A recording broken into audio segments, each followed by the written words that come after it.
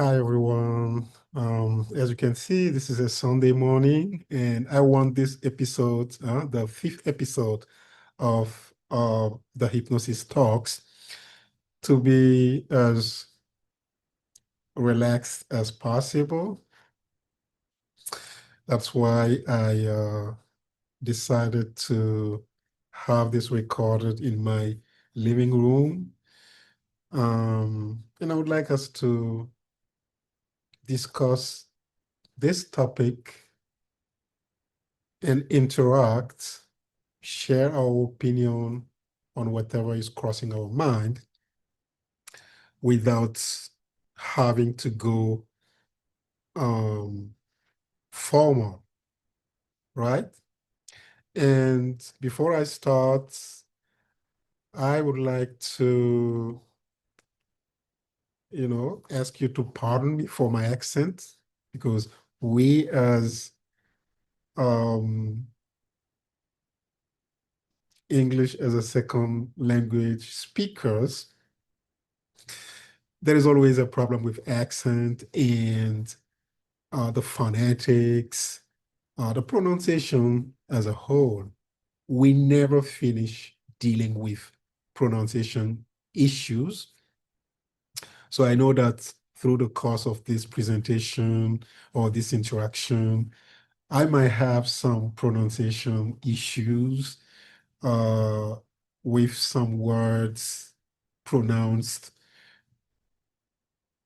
neither in the let's say the American accent nor the UK accent, right?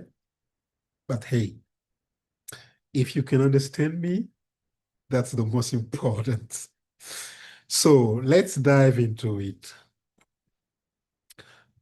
The topic we're about to discuss today, like I said, this is the fifth episode under the theme of um, discovering inner intelligence, right? And the topic we are about to discuss today has to do with um, I wanted to align it with something that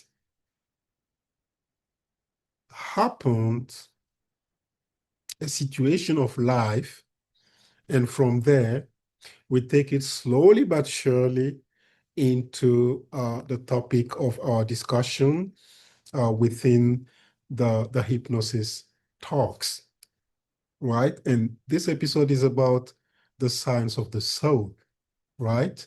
This is where neuroscience meets awareness, okay? And what I would like us to dive into is, you know, making sure that we can align any of our life experiences with our inner self to try to see how we can self-suggest positive thinkings to ourselves to make positive change in our life so that we can be our better selves every day, right? So, as you may know, or should I say, as you already know, because I assume you've had this experience too. There are moments when life feels strangely muted.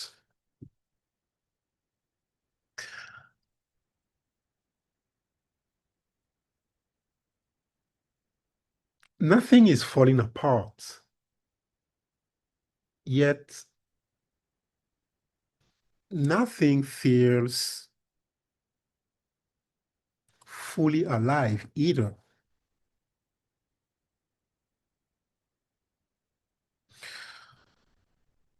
We are functioning, not thinking. We are doing everything that should make sense, right? And still, something feels missing. Not externally, but internally, within us. In moments like these, we often think or try to think our own way back to clarity.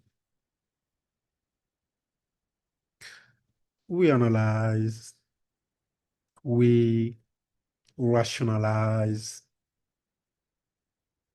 we look for explanations. But hey, the more we think, the more distant we feel, isn't it? Because what's missing isn't information or insights, it's rather connection. And no amount of thinking can restore a connection that was never meant to be purely cognitive. You know, neuroscience that I studied in my early years of psychology tells us that even in moments of confusion, the brain is extraordinarily active. Neurons are firing, networks are communicating, and the mind is working. Yet, awareness, the part of us that knows us as thinking entities, often goes unnoticed. This is the paradox of modern life. Highly stimulated brain and deeply undernourished awareness.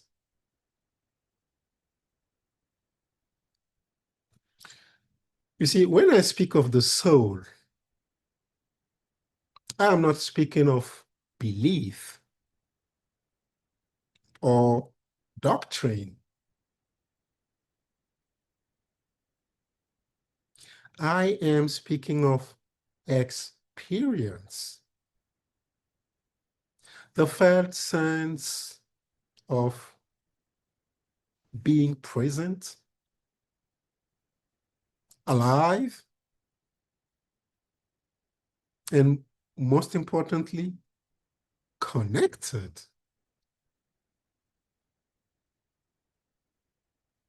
You know, neuroscience can map the brain, and hypnosis can guide the mind, but awareness is what allows us to experience meaning.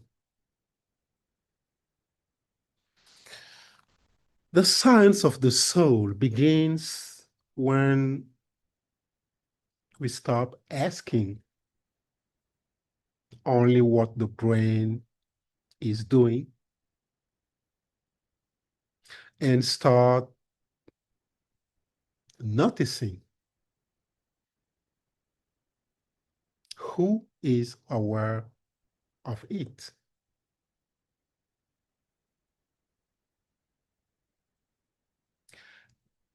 Hypnosis sits at the intersection of neuroscience and awareness.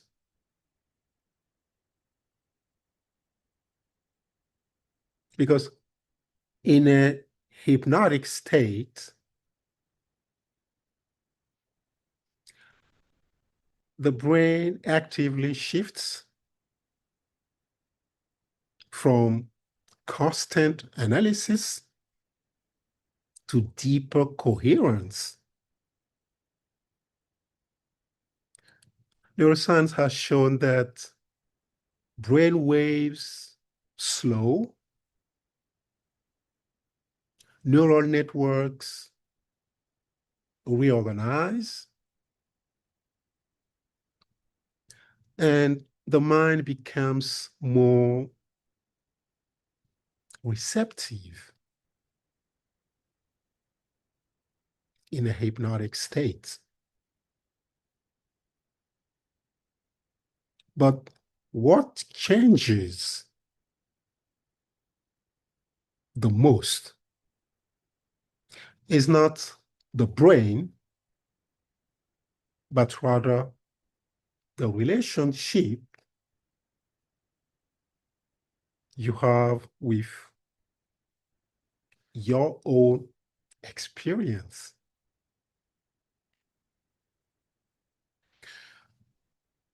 Let's pause for a moment.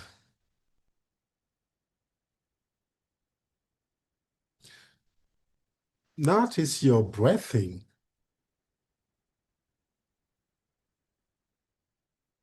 Don't try to control it.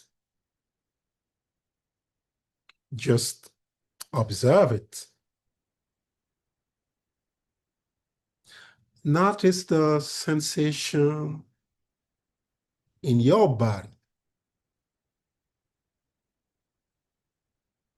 Now, notice something subtle, right?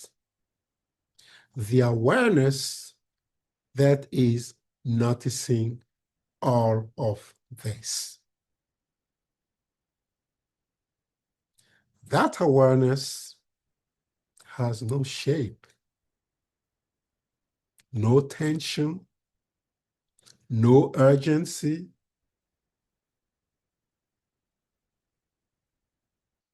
This is the meeting point of neuroscience and soul.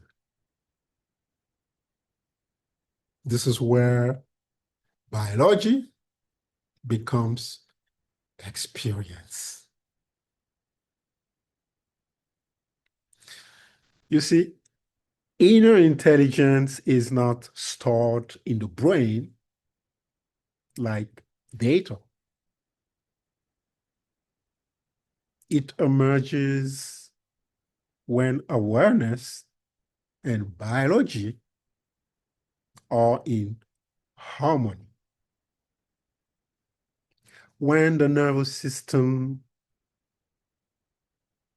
feels safe and attention becomes present, then clarity begins to return, not as answers, but as alignment.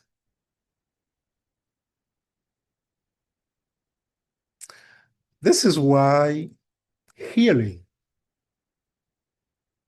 insights, and creativity so often arise when we stop trying to force them. Perhaps the future of intelligence is not faster thinking, but rather deeper awareness,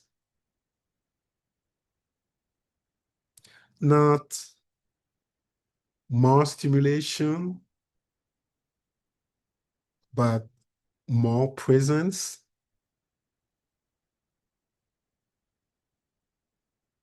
And the science of the soul reminds us that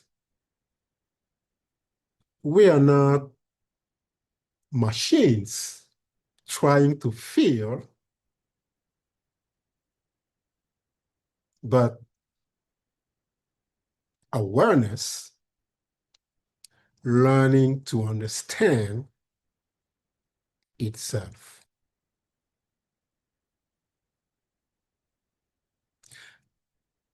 And when neuroscience meets awareness, intelligence becomes human again. I'm Nakel Nikiema, and this is the Hypnosis Talks, Awakening Inner Intelligence. In our next episodes, we explore reclaiming the inner voice, finding clarity in uncertain times. I look forward to talking to you and to interacting with you anytime soon.